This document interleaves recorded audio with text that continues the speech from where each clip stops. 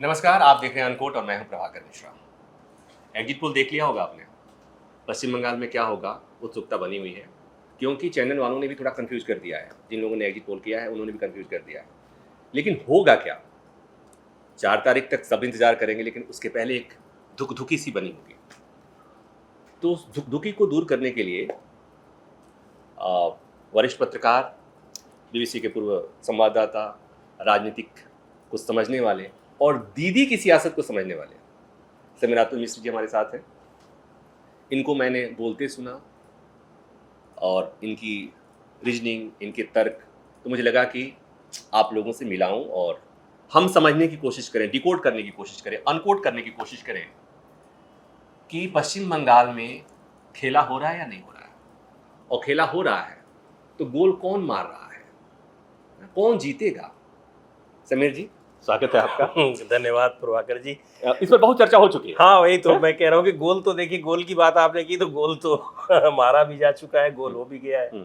लेकिन अब वो गोल सेल्फ गोल है या कैसा गोल है वो देखा जाएगा। हम जिस गोल की बात कर रहे हैं आप समझ गए होंगे।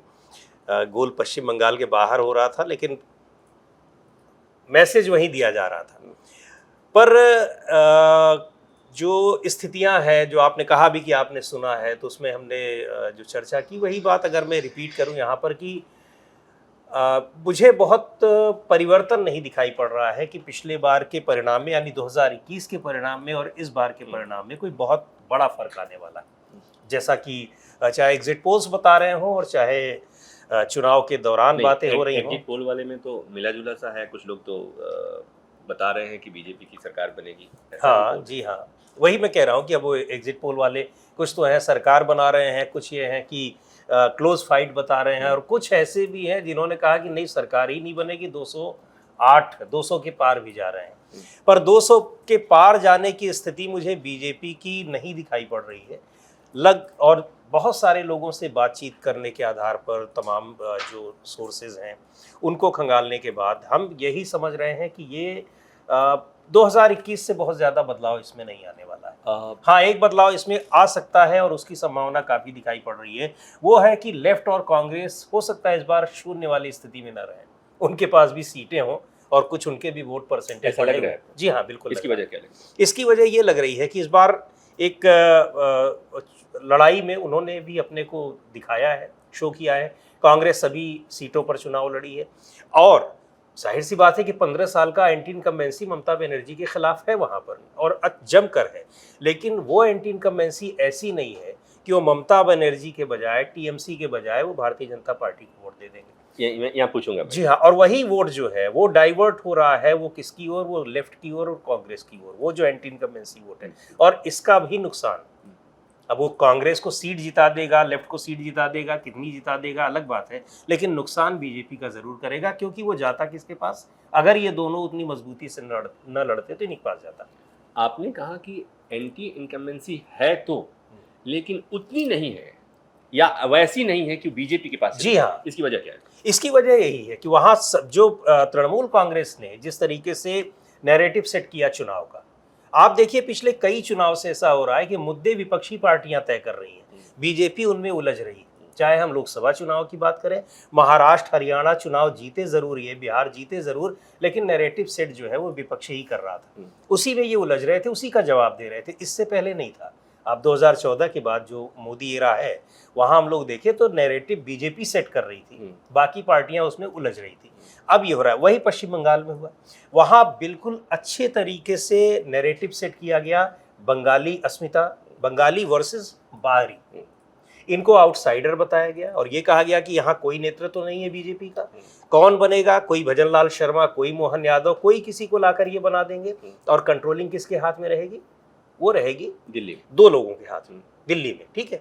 और उन 2 लोगों के हाथ में रहेगी तो वैसे ही चलेगा जैसे सब कुछ होगा, और उन 2 लोगों के हाथ में रहेगी तो बंगाल का क्या होगा ये आप लोग देख लीजिए। और ये इस मामले और में एक चीज और बताऊंगा, उसमें एक और उस जाल में उलझे कैसे बीजेपी के लोग, उसकी वो आपने देख ही लिया कि कोई मछली पकड़ के चुनाव प्रचार कर रहा है, कोई मछली खाते हुए अपनी तस्वीर पोस्ट कर रहा है, कोई कह रहा है कि हम ममता बनर्जी से 1 किलो ज्यादा मांस खा सकते हैं। यानी पूरा का पूरा उस नैरेटिव में इनको उलझा दिया बुरी तरीके से।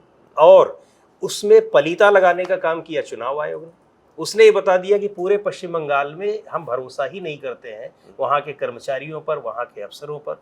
सारा हम सेंट्रल पैरामिलिट्री फोर्स भेज रहे हैं, चुनाव के कर्मचारी बाहर से भेज रहे हैं, और पर्यवेक्षक तो बाहर से जाते ही हैं। पर्यवेक्षकों को इस तरीके से वहाँ पर उन्होंने अधिकार दे दिया जो नहीं होता है कि आप वहाँ पर जाकर लॉ एंड ऑर्डर कंट्रोल करिए। ये सारी चीज़ें जो है इस बंगाली वर्सेस बाहरी को उन्होंने बहुत बहुत एक बड़ी चौड़ी खाई ये जो इन दोनों के बीच। ये जो आपने बात कही, इसको थोड़ा मैं पीछे जाके कहूँगा जी कि चुनाव आयोग ने जो इस पूरे पृष्ठभूमि में अगर देखते हैं कि ममता बनर्जी आती हैं, सुप्रीम कोर्ट में जाती हैं, सुप्रीम कोर्ट में खड़ा होकर कहती है कि चुनाव आयोग हमें परेशान कर रहा है और चुनाव आयोग मनमानी कर रहा है, चुनाव आयोग हमें टारगेट कर रहा है।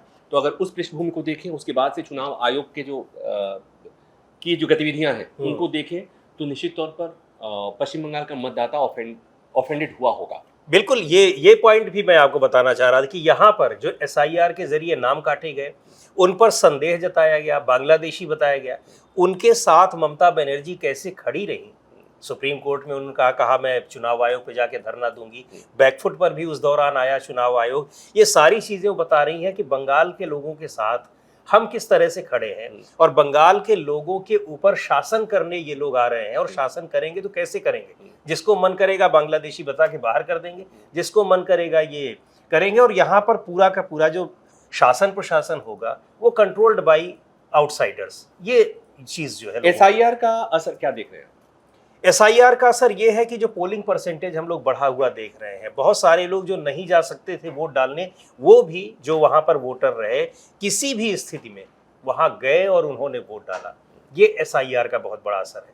जिन लोगों के नाम काटे गए, लगा होगा कि शायद जो प्रथम दृष्टया लग रहा था और हुआ भी था कि जो TMC समर्थक एरिया है, ख़ास तौर पर जो सेकेंड फेज वाला एरिया था, बड़ी संख्या में वहीं से नाम कटे थे। लेकिन उनमें नाम कटे थे तो ज़्यादातर तृणमूल के समर्थक होंगे, हम मान सकते हैं BJP के भी समर्थक होंगे, पर उसकी जो रिएक्शन हुई है वो रिएक्शन BJP को नुकसान पहुंचाने वाली है। वो रिएक्शन इसी तरीके की हो गई कि ये इंटेंशनली हम लोगों को अपनी चीज़ें, अपने विचार और अपनी एक तरीके से पसंद थोपना चाह रहे हैं, और बंगाल के लोगों के ऊपर यह विश्वास कर रहे हैं। ये जो सनातन वाला जो कार्ड था वो सनातन वाले कार्ड को और उसको बाहरी बांग्लादेशी, इसको आप कैसे देख रहे हैं? इसको मैं इस पर असर होता नहीं दिख रहा हूँ प्रभाकर जी। इसका असर मुझे दिखाई पड़ेगा जब 2027 में अब यूपी चुनाव होंगे। अब ये देखना होगा कि वो नेतागण जो दिल्ली से गए थे, वो अयोध्या में, बनारस में, प्रयागराज में वही मछली खाते हुए, मांस कटवाते हुए बकरा, वो तस्वीरें वीडियो पोस्ट करते हैं या नहीं करते हैं। और नहीं ये करेंगे, जाहिर सी बात है ये तो नहीं करेंगे। ये नहीं करेंगे तो फिर विपक्षी नेता उसको लाकर करेंगे, और उसका असर फिर क्या होगा, उसका जवाब अब इनको देना पड़ेगा। क्योंकि ये तो वही कह रहे थे ना कि हम ये वाला सनातन यहाँ पर स्थापित करना चाहते हैं। उनका मेरे ख्याल से शुभेंदु अधिकारी का ही बयान था क्या, उन्होंने कहा कि अगर BJP नहीं जीती तो फिर यहाँ से सनातन खत्म हो जाएगा। तो लोग यही समझ रहे थे कि यही वाला सनातन ये केवल बंगाल पर ही लागू करना चाह रहे हैं या फिर और जगहों पर। तो अब उसका असर दूसरे राज्यों पर दिखाई पड़ेगा, उत्तर भारत के राज्यों पर जहाँ BJP पहले से सरकार में है। तो अब कि ये वाला सनातन इन लोगों पर भी, यानी उत्तर प्रदेश, बिहार, हिमाचल, राजस्थान, हरियाणा, उन जगहों पर भी इसको थोपेंगे, लागू करेंगे, या फिर सनातन पहले से जो चला आ रहा है वही रहेगा। एक सवाल और बताइए कि उत्तर प्रदेश का मतदाता, मध्य प्रदेश का मतदाता, राजस्थान का मतदाता, बिहार का मतदाता और पश्चिम बंगाल के मतदाताओं में कुछ आप अंतर देखते हैं? उनके एटीट्यूड में, उनके मनोभाव में, मनोवृत्ति में कुछ अंतर आप देखते हैं? बहुत बड़ा अंतर है, और सबसे बड़ा अंतर यही है प्रभाकर जी, जो शुरू में ही मैंने कहा कि वो नाराज है, ममता बनर्जी से बहुत नाराज है। उन्होंने पूछ रहा है कि आपने क्या 15 साल में किया, ये सवाल। लेकिन इन सब के बावजूद वो BJP को वोट देने को तैयार नहीं है। क्यों नहीं देने को तैयार है? उसको बंगाली अस्मिता से प्यार है, BJP के साथ वो खतरा देख रहा है, भाषा है, संस्कृति है, और सबसे बड़ी चीज़ की जो एक तरीके से वहाँ की जो अपनी क्षेत्रीय भावना है कि आप उनको बिल्कुल अलग समझ रहे हैं, उसको मतलब देश से ही बाहर समझ रहे हैं। और बाहर आप समझ रहे हैं, आप समझते रहिए, आपके समझने से बाहर नहीं होगा, लेकिन उसको आप कैसे उस पर अविश्वास कर रहे हैं, कि आप वहाँ के लोगों को इस लायक नहीं समझ रहे हैं कि वो चुनाव प्रक्रिया में आपके संचालन में वो आपके सहयोगी बन सकें। ये आपने जो बात कही ना, बंगाली अस्मिता, इसको लेकर रिएक्शन आपको उत्तर प्रदेश बिहार में नहीं दिखाई पड़ी है। हाँ, लेकिन तो वही वहाँ ये अब मैं कल उसका महुआ मोइत्रा का कल ही पोलिंग थी ना, कल उनका एक बयान सुन रहा था कि ये रिवेंज वोटिंग हो रही है, ये बदला लेने के लिए चुनाव आयोग से बदला ले, और सच्चाई है ये। तो आपने जो कहा ना, जो हमने सवाल किया उसमें आपने कहा बंगाली अस्मिता, बिहारी अस्मिता नहीं होती। होती क्यों नहीं है, बिल्कुल होती है। कहाँ, मतलब बस वही तो ना, आप नहीं महसूस करते हैं, लेकिन बंगाल में ऐसा नहीं है। और एक चीज और आप महसूस करते हैं। हाँ, वही नहीं महसूस करते हैं तो आप उस पर कोई अगर खतरा आ रहा है तो आप रिएक्ट भी करेंगे ना, या आप उस खतरे को आप झेल बिहार। अच्छा, लेकिन बिहार में भी तो डीएनए पे सवाल खड़ा किया गया था, तो उसमें हाँ, तो डीएनए पे जब सवाल खड़ा किया गया था तो दिखाया था असर होता है। लेकिन अब ये सोचने वाली बात है कि क्या इतने दिनों में उस अस्मिता को कहाँ तक पहुंचा दिया गया, या ये भी हो सकता है कि वहाँ और कारण भी हो सकते हैं। लेकिन जहाँ बिल्कुल आपने उदाहरण सही दिया कि जब अस्मिता पर सवाल वास्तव में उठाया गया तो नुकसान हुआ था। देखा था आपने कि जीता चुनाव बहुत मानकर चल रहे थे, और मुझे लग रहा है कि नई नई सरकार 2014 में बनी थी, लग रहा था कि अब तो जीत ही ले जाएंगे। 15 में ही तो हुआ था ना इलेक्शन, लेकिन कहाँ से कहाँ पहुंच गए। तो होता है, असर वहां भी होता है, अस्मिता पे चोट लगती है, अस्मिता पर चोट लगती है। क्षीणता हो क्षीणता हो स्वत्व कोई और त्याग तक से काम ले, पुण्य है पाप है विचिन्न कर देना उसे, जो बढ़ रहा तेरी तरफ हाथ है। तो पश्चिम बंगाल के मतदाताओं को लग रहा है कि हमारे अस्तित्व को खतरा पहुंचा, मतलब अस्तित्व पर, भाषा पर, संस्कृति पर। हाँ, यही है। अगर हम ब्रॉडली अस्मिता इसी को कहते हैं, उस पर खतरा है, और इनके आने से वो खतरा बढ़ जाएगा। इन्हीं के आने से खतरा है, सबसे बड़ी बात ये। अच्छा, एक चीज और भी है, ये सब जो दिखाने का काम कर रहे थे, तो होता क्या है, आप रहिए कुछ और अचानक किसी को देकर उसके जैसा बनने की कोशिश करिए, तो लोग समझ जाएंगे कि इसका इंटेंशन क्या है। लोग समझ गए कि यार तुम यहाँ आके क्यों मछली खाते हुए दिखाना चाहते हो। अच्छा, एक चीज और भी है, पूरे बंगाल में ऐसा नहीं है पूरा का पूरा बंगाल मछली ही खाता है। बहुत सारे लोग वहाँ हैं जो वैष्णव हैं, नहीं खाते हैं। हाँ, ये है कि वो एक बड़ा वहाँ की संस्कृति का हिस्सा है। लेकिन मैं जाकर वहाँ जबरदस्ती अगर लोगों को दिखाऊं कि ये देखिए मैं मछली खा रहा हूँ, तो मछली खाने से आप थोड़ी बंगाली बन जाएंगे, जैसे जनेऊ पहनने से आप ब्राह्मण नहीं बन जाएंगे। जनेऊ पहनने से आप ब्राह्मण नहीं बन जाएंगे। ये सारी चीजें जिसमें बीजेपी ने दो तरफा काम किया, एक तरफ आप उनके सारी चीजों पर प्रहार भी कर रहे हैं, हमले भी कर रहे हैं, और दूसरी ओर आप उनके अपने हितैषी बनने की कोशिश, उनके जैसे बनने की भी कोशिश कर रहे हैं। दोनों ही चीजों ने बैकफायर किया वहां। जो ये भी बात कह रहे हैं, दोनों चीजों ने बैकफायर किया।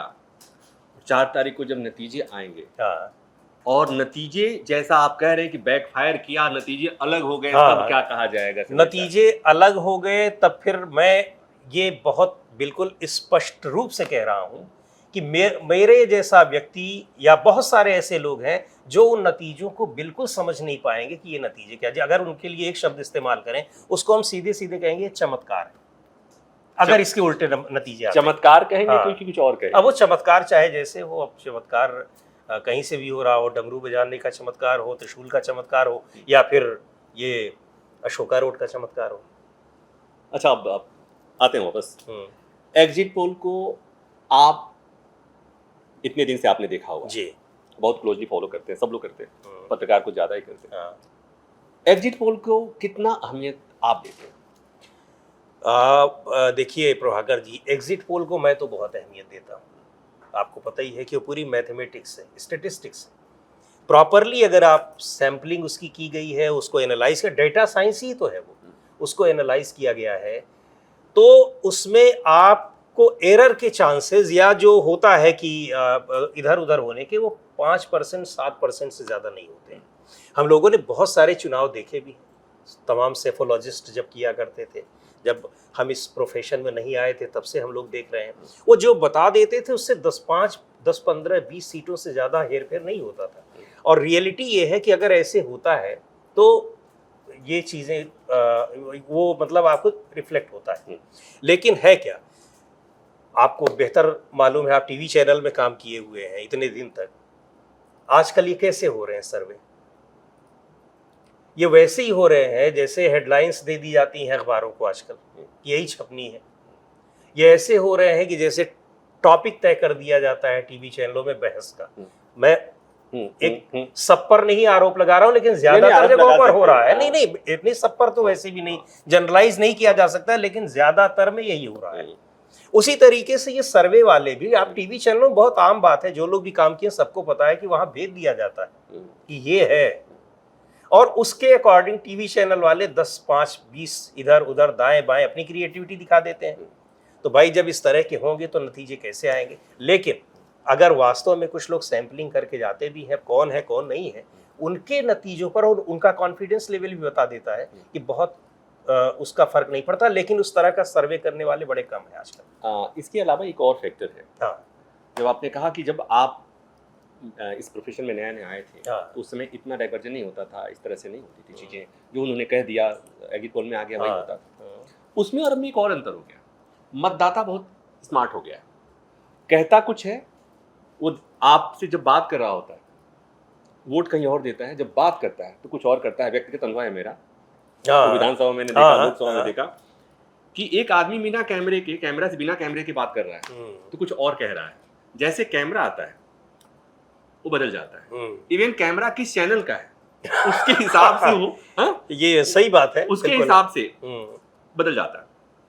और पश्चिम बंगाल में मैंने जो देखा कि पश्चिम बंगाल में जो लोग दिल्ली से गए हुए लोग हैं, उनको पश्चिम बंगाल के मतदाताओं ने, वहां के लोगों ने अलग नजर से देखा है।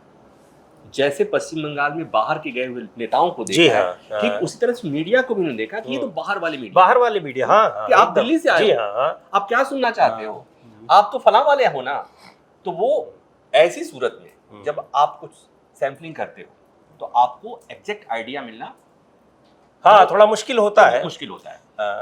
तो मैं तो लेकिन इसीलिए ना सैंपलिंग केवल एक जगह दो जगह नहीं की जाती है ना, अलग अलग जगहों पे की जाती है, अलग अलग कम्युनिटीज के बीच में की जाती है, अलग अलग एज क्लास जो होता है उसके बीच में की जाती है। तभी तो सबको निकाल कर आप एनालाइज करते हैं ना, मेल फीमेल और एज ग्रुप क्या है, ये सारी चीजें। भाई अब जितना स्मार्ट हो रहा है मतदाता, स्मार्ट हो रहा है, तो सर्वे करने वाले जो सैंपलिंग उनके क्वेश्चनिंग करने वाले हैं वो लोग भी स्मार्ट हो रहे हैं, या उनको होना चाहिए। अच्छा एक चीज और भी है, कई बार होता है मतदाता कितना भी खामोश रहे, कुछ रहे, आप उससे जब, आप भी बहुत फील्ड में गए हुए पुरोहित हैं, आप समझ जाते हैं कि क्या कुछ होना है। मैं आपको एक उदाहरण दे रहा हूँ, 2019 के इलेक्शन की बात है। 2019 के इलेक्शन में मैं अमेठी में था, वहाँ उस दिन शायद राहुल गांधी का नॉमिनेशन था या स्मृति ईरानी का नॉमिनेशन था। मैं दोनों के नॉमिनेशन में गया था। अब उसमें बाहर टाइम था तो बाहर जो लोग खड़े हुए देख रहे थे, तो उसको मैं था भाई, पूछा किसी से क्या हाल चाल है, गरीब बिल्कुल गांव का आदमी, नहीं हाँ राहुल गांधी का नॉमिनेशन। हमने कहा भाई क्या हाल चाल, क्या चल रहा है? बस बढ़िया सब चल रहा है। फिर पूछे उसके बाद हमने कहा कि बढ़िया है, तब तो कांग्रेस को ही वोट देंगे। देखिए किसको देते हैं, कांग्रेस के नॉमिनेशन में आया हुआ है, कांग्रेस के 10 लोग 20 लोग वहाँ सारे कांग्रेस के ज़्यादातर होंगे। उनके हाथ, अच्छा 75,000 रुपये देने का उसने वो भी था ना घोषणा पत्र में, हमने कहा 75,000 रुपये दे रहे हैं, कहे अरे ये जौन देते हैं दे जे देत बाटे पहले होकर देखी, बीजेपी ने पहले पैसा दे दिया था। हमने उसी दिन, आपको विश्वास नहीं होगा, मैंने कह दिया था, अपने ऑफिस में भी बता दिया था, वह उस समय बीबीसी में काम करता था, हमने कहा राहुल गांधी चुनाव हार रहे हैं। उसके बाद और भी अमेठी घूमा, हमने देखा कैसे पुराने धुर कांग्रेसी जो है वो भाजपाई हो गए हैं, बहुत सारी चीज़ें देखी, लेकिन उस व्यक्ति के उस बयान ने उन सारी चीज़ों पे मुहर लगा दी। मुझे लग गया कि माहौल जो है वो बदल चुका है। अब इसी में इस बारे में जोड़ देते हैं, पश्चिम बंगाल में यहाँ पर भी तो एक फैक्टर था, दीदी दे रही हैं। जी हाँ, वो कितना फैक्टर था? बहुत, वही तो सबसे बड़ी बात है ना कि भाई दीदी वहाँ भी दे रही हैं। अच्छा पश्चिम बंगाल में आप देखिए कई सारी वेलफेयर स्कीम्स लागू हैं, स्टूडेंट्स के लिए हैं, विकलांगों के लिए हैं, महिलाओं के लिए हैं, लड़कियों के लिए, माने कोई ऐसा क्लास नहीं है जिसके पास अर्निंग का सोर्स, पर्सनल सोर्स नहीं है, तो उसके लिए वो कुछ कैश न दे रही है। तो अब ये बड़ा सवाल है कि आखिर हर जगह कैश बांट के तो लोग सरकार में आ जा रहे हैं, और ममता बनर्जी ऐसी कौन सी गलती कर रही है कि वो सरकार में नहीं लौटेंगी। दूसरी बात ये कि यहाँ इन्होंने 3,000 रुपये कहा, 1,500 दे रही हैं, उन्होंने कहा हम 3,000 रुपये देंगे। तो वही बात अब मुझे अमेठी वाली भी याद आती है कि भैया पहले जो दे रहे हैं उनका देखो। अच्छा आपका ट्रैक रिकॉर्ड तो लोग महाराष्ट्र में भी देख रहे हैं, ताज़ा तरीन बिहार में भी देख रहे हैं, अभी मान लीजिए वहाँ मुख्यमंत्री बदलने में लगे हैं, लेकिन महाराष्ट्र में दूसरी जगहों पर जहाँ आप वादा करके आए, आपने कितना दिया, दिल्ली में कितना दिया, तो लोग ये देख रहे हैं ना कि आप तो जहाँ कहे हैं वहाँ दे नहीं रहे हैं, और यहाँ हमको ऑलरेडी मिल रहा है पैसा। तो बड़ी भूमिका है उसकी। महिलाओं ने सबसे ज़्यादा वोट किया है, महिला शायद 93 पॉइंट कुछ परसेंट है, पुरुषों से ज़्यादा उन्होंने मतदान किया है। और पश्चिम बंगाल की महिलाएं बिहार और यूपी की महिलाओं की तरह नहीं है, नहीं वो है। एकदम हाँ। विचारधारा के तौर पर और स्वावलंबन के जी तौर पर हाँ। सबसे वो वाह। ज्यादा सशक्त है। तो एक बात समझ में आ गई, अखबार वाले, एजेंसीज वाले, टीवी वाले जो ही बताए हैं, समीरात्मज मिश्र का जो एग्जिट पोल है ये बता रहा है कि दीदी ही आ रही है, दीदी कहीं जा नहीं रही है। ऐसा? हाँ, दीदी दीदी को आना क्या है, वो तो है ही वहाँ पे। दीदी कहीं जा नहीं रही है। अच्छा, वहाँ मुख्यमंत्री बदलने के भी चांसेस नहीं है। हाँ, हाँ, तृणमूल कांग्रेस हाँ। भी हाँ जीती तो कोई और मुख्यमंत्री बन जाएगा। तो दीदी ही आ रही है। पश्चिम बंगाल में बहन जी लोगों ने दीदी पे भरोसा किया है, ऐसा समीरात्मज मिश्र ने बताया। और बंगाली स्मिता ने काम किया, और जैसा रिवेंज वोटिंग की बात हो रही है, और इतने सारे फैक्टर्स जो हैं वो सजेस्ट कर रहे हैं कि दीदी कहीं नहीं जा रही हैं, दीदी पश्चिम बंगाल में उस कुर्सी पर काबिज रहने वाली हैं। कन्फ्यूजन दूर कर लीजिए, बाकी 4 तारीख तक आराम से अपना काम कीजिए, सोइए, कोई अगी दूसरा देखने की जरूरत नहीं है। समीरात्मज मिश्र ने कह दिया, मान लीजिए, ठीक है। तो उम्मीद है ये बातचीत आपको पसंद आई होगी। बातचीत पसंद आए तो इसे लाइक कीजिएगा, शेयर कीजिएगा, और हाँ, चले मत जाइएगा, अनकोट को सब्सक्राइब भी कर लीजिए। धन्यवाद। आप हमसे जुड़े इसके लिए बहुत बहुत धन्यवाद, बहुत शुक्रिया।